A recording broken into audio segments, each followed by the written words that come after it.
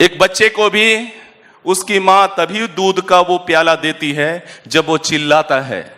Good morning DXN. जय महाराष्ट्र, जय महाराष्ट्र। क्या बात है। तो थैंक यू विशाखा मैम। और जैसा कि आप लोग जिस जज्बे के साथ और जिस जुनून के साथ अपनी इस इवेंट की प्रारूप के साथ आप बढ़ रहे हैं और जिस गति के साथ आप बढ़ रहे हैं, मुझे विश्वास ही नहीं बल्कि पूरा यकीन है कि बहुत जल्द वो मुकाम आपकी जिंदगी में भी आने वाली है जहां डिस्ट्रीब्यूटर से लेकर के आप क्राउन एम्बेसडर तक के सफर को बहुत जल्द हासिल करने वाले हैं। ये सनो अगर लगता है तो तालियां बजाइए अपने लिए दोस्तों, क्योंकि इस धरती पे अगर आप अपनी प्रशंसा नहीं कर सकते हैं, अपने आप को एडमायर नहीं कर सकते हैं, तो तीसरे ग्रह के प्राणी आपकी प्रशंसा और आपकी तारीफ नहीं करेंगे। So put your hands together and again make a big round of applause for yourself. क्या मैं जीवित लोगों से बात कर रहा हूं? क्या वाकई में आप सभी जीवित हैं? क्या आपके सपने जीवित हैं? क्या आप अपने ड्रीम डेस्टिनेशन तक पहुंचना चाहते हैं? ये इससे नहीं होगा। एक बच्चे को भी उसकी मां तभी दूध का वो प्याला देती है जब वो चिल्लाता है, जब वो पुकारता है। अगर आप चाहते हैं कि सही मायने में आपको आपके मंजिल तक जाने का मौका मिले जल्द से जल्द, तो आपको चिल्लाना पड़ेगा, बताना पड़ेगा और खुद को साबित करना पड़ेगा कि हां उस चीज के लिए आप तैयार हैं। तो ज्यादा नहीं समय लूंगा, ऑलरेडी थोड़ा सा हम सभी डिले चल रहे हैं। बस कुछ बिंदु पे बात करना चाहता हूं। महाराष्ट्र और विशेष करके मुंबई, हम लोग मुंबई में है, आमची मुंबई। हम लोग कह सकते हैं कि मी इकडे खूब प्रसन्न आहे, बोल सकते हैं। ऐसे बोलेंगे तो फिर कैसे होगा? ऐसे बोलेंगे तो मजा नहीं आएगा। दोस्तों, इस जिंदगी में उतार चढ़ाव बहुत आती हैं। शायद ही कोई ऐसा व्यक्ति होगा जिसने जिंदगी में धूप छांव नहीं देखे होंगे, क्योंकि अगर ईसीजी के मॉनिटर पे अगर वो अप एंड डाउन की अगर वो जो ग्राफ है अगर नहीं आए और सीधी रेखा में ग्राफ आने लगे तो वो क्या हो जाती है? उसका मतलब होता है पुनर्जन्म। उसका मतलब होता है पुनर्जन्म। उतार चढ़ाव का मतलब ही है जिंदगी। इसके ऊपर किसी शायर ने बड़ी अच्छी बातें कही है कि सफर में मुश्किलें आए तो हिम्मत और बढ़ता है। सफर में मुश्किलें आए तो हिम्मत और बढ़ती है, गर रास्ता कोई रोके तो जुर्रत और बढ़ती है।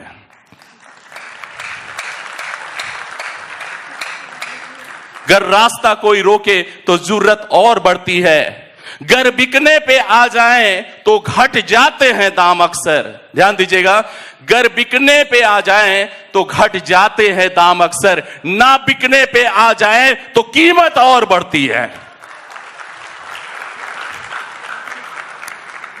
अपनी कीमत, अपनी इंपॉर्टेंस, अपने वजूद और अपने पहचान को मजबूत बनाने के लिए खुद के ऊपर काम करना पड़ेगा।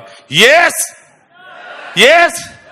आज हमारे माननीय इंटरनेशनल मार्केटिंग डायरेक्टर सर ने भी कहा कि अगर आपके अंदर एनर्जी नहीं है, एक्साइटमेंट नहीं है, आप तैयार नहीं है, तो आपकी हालत वैसी ही हो सकती है जैसे किसी करंट की जो तारें होती हैं ना, जो ओवरहेड ग्रिड आपने देखा होगा, जो तार होती हैं जिससे इलेक्ट्रिसिटी सप्लाई होती है 1,32,000 वाली बोल्ट।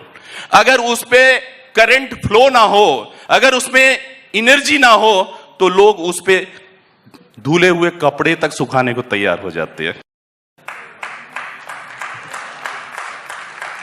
एनर्जी है, एनर्जी है। हमारे सीटीओ सर के अंदाज में माहौल बनाने को तैयार हैं, माहौल बनाने को तैयार हैं। एक बेहतरीन बिजनेस करने के लिए एक बेहतरीन माइंडसेट होना बहुत जरूरी है। एक बेहतरीन माइंडसेट कैसे आती है? विशेष करके अगर मैं इस इंडस्ट्री की बात करूं जिसे हम लोग डायरेक्ट सेलिंग इंडस्ट्री कहते हैं, एमएलएम कहते हैं, लोग अलग अलग नाम से पुकारते हैं, नेटवर्क मार्केटिंग करते हैं। मोर देन 70 इयर्स का इतिहास है। 70 साल से भी पुरानी ये इंडस्ट्री है जिसमें ना जाने कितने लोग अपनी क्षमता के हिसाब से सफलता हासिल कर रहे हैं। सबसे पुरानी अगर कोई इंडस्ट्री धरती पे एग्जिस्ट कर रही है तो वो सिर्फ और सिर्फ एक ही इंडस्ट्री है जो हम डायरेक्ट सेलिंग इंडस्ट्री के नाम से जानते हैं और जिसके चश्मदीद गवाह आप तमाम लोग हैं। दोस्तों, बहुत लोग आते हैं लेकिन कामयाबी बहुत कम लोगों को मिलती है। कामयाबी कितने % लोगों को मिलती है आप सुनेंगे तो ताज्जुब करेंगे। इस इंडस्ट्री की सक्सेस रेट है कितने हैं? और मुझे इस बात को देख करके बहुत खुशी हो रही है कि आप सभी 98% में नहीं है, 2% में है। ये वो लोग हैं, वो खतरनाक लोग हैं जिनके पीछे दुनिया खड़ी होगी, तीसरे ग्रह के लोग खड़े होंगे। ये वो लोग हैं जिनको देख करके एक साधारण इंसान भी अपने आप को असाधारण बनाने के लिए तैयार हो सकता है। ये वो लोग हैं जिनको देख करके के एक निचले स्तर का भी इंसान को लगेगा कि हम भी लखपति बन सकते हैं, हम भी करोड़पति बन सकते हैं, हमारे पास भी 4 व्हीलर आ सकती है, हम भी अपने सपनों की जिंदगी जी सकते हैं। आपको देख करके लगेगा ना? तो दोस्तों, बस और 5 मिनट लूंगा। वो 2% में आप चाहते हैं आपके टीम के और भी सारे लोग आए? चाहेंगे? आप चाहेंगे कि आप सफल हो रहे हैं तो आपके टीम के लोग भी सफल हो? चाहेंगे? तो जोर से बोलिए यार, क्योंकि मुझे पता है आप सभी चाहते हैं, दिल से चाहते हैं। आप चाहेंगे? आप सभी अपने टीम को अचीव कराना चाहेंगे, उनको भी सपनों की जिंदगी दिलाना चाहेंगे। बस 5 चीज पे काम करना है। पहला चीज जो कि बहुत इंपॉर्टेंट होता है, क्योंकि वी आर सोशल एनिमल, हम सभी सामाजिक प्राणी हैं।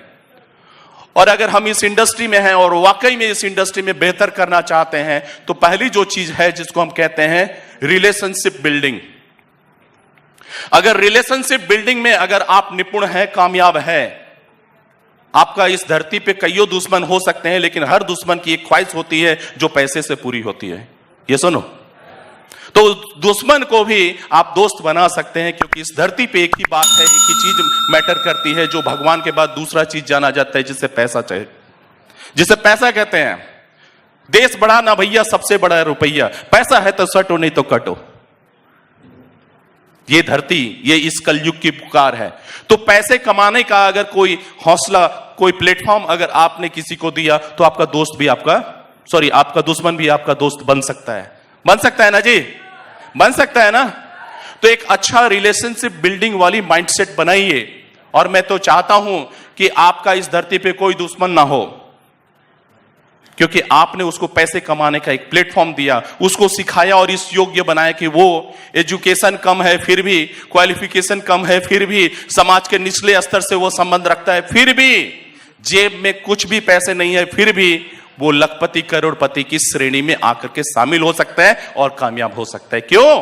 क्योंकि आप उसके अपलाइन हैं, आप उसके मार्गदर्शक हैं, आप उसके मेंटर हैं, आप उसके कोच हैं।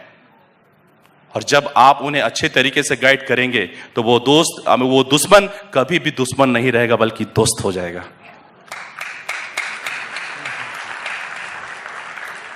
तो रिलेशनशिप बिल्डिंग के लिए माहौल बनाने को तैयार है?